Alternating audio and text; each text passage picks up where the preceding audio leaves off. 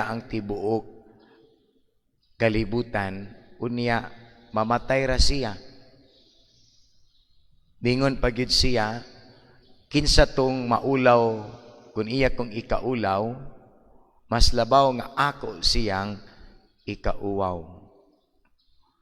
Ang mga pari nga Hisuita, doon na sila'y moto nga nagkanayon or panultihon nga nagkanayon sa Latin. Ad maiorem Dei gloriam, to the greater glory of God.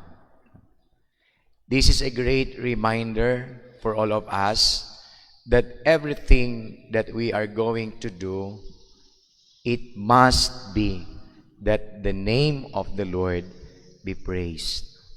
Bisan unsa nga atong buhaton, tan-awa gayud nga mao kana ang pagdaig sa Ginoo.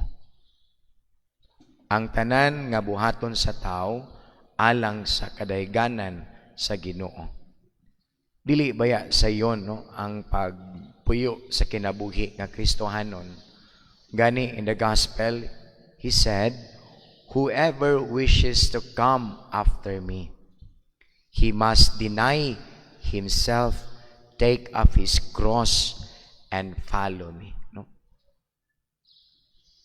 Usa ka dako kaayo bitaw nga responsibilidad, usa ka dako kaayo nga buluhaton, nga kung buotang gusto nga tawgon nga tinud-anay nga mga Kristohanon, kita kinahanglan mo sunod sa Ginoo ug unsa may atong requirement, ang paghikalimot sa kaugalingon. Ang paghikalimot sa kaugalingon ug sa adlaw-adlaw ato yung pas-anon ang ato ang cross. Mao nga mingon gyud ang atong Ginoo, magunsa man kung daghan kag kwarta, dato ka, ikay tag-iyas kalibutan, apan mamatay ra ka. Magunsa man ang tanan nga imong hinaguan, kung kining imong gihaguan alang lamang sa imong kaugalingon, wa gyud ni hinungdan. Apan kung ang tanan ihalad ngadto sa Dios, ihalad ang tanan ngadto sa Dios, ang atong buhat magdaig kanunay sa Dios.